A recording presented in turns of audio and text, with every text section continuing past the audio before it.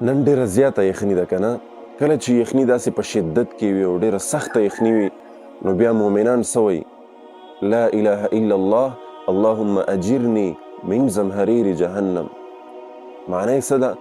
یا الله مونږ وساتې، مونږ محفوظ او بچ وساتې د جهنم د زمهریر نه. کله چې مؤمن بنده دا دعا وایي په سخته یخنۍ کې نو الله رب العزت جهنم ته وایي چې زما بنده ای جهنمه زما بنده ستا د زمهریر نه پناه وغوښته او ما بچ کو، ما محفوظ وساتلو. سبحان الله. بیا صحابه کرام رضوان الله علیهم اجمعین عرض کوي چې یا رسول الله دا زمهریر دی څه شی؟ نو ورته فرمایي چې زمهریر دا د جهنم یوه داسې حصه، یوه داسې کنده ده چې په دې کې به دومره په شدت سره یخني وي چې وی کله کافر جهنمی دغه کندې دغه جهنم زمهریر ته ورګزار کړی شي نو وی د ډېرې سختې یخنۍ نه به وی د ټوټه ټوټه به شي او مات به شي.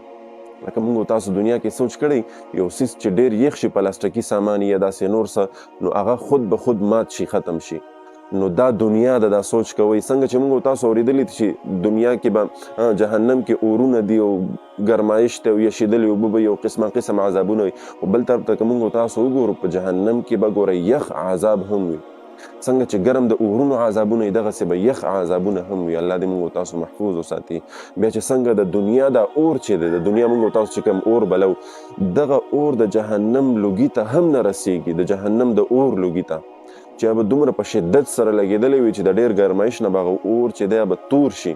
نو بیا تاسو سوچ کوئ چې د دنیا دا یخني چې نن موږ تاسو نشو برداشت کولی، څادرونه او کمبل او هیټر یې هر څه موږ ځان ته یږدو، ځان پرې ګرمو، نو د جهنم د دې زمهریر نه به موږ ځان څنګه بچ کوو؟ دا به موږ څنګه برداشت کوو؟ دنیا کې یو تیلی تاسو برداشت کولی شئ. د تیلي مثال پرېږدم، تاسو یوه شپه وداوټ کپړې مپړې ستاسو په بدن نه وي او بنین نه وي، تاسو به د یخنۍ ته بار یوه شپه وکئ، بیا د جهنم زمهریر ته به موږ څنګه ځان ټینګوو؟ الله دې موږ تاسو محفوظ وساتي. موږ تاسو سره موقع ده جب تک سانس ہے تب تک چانس ہے.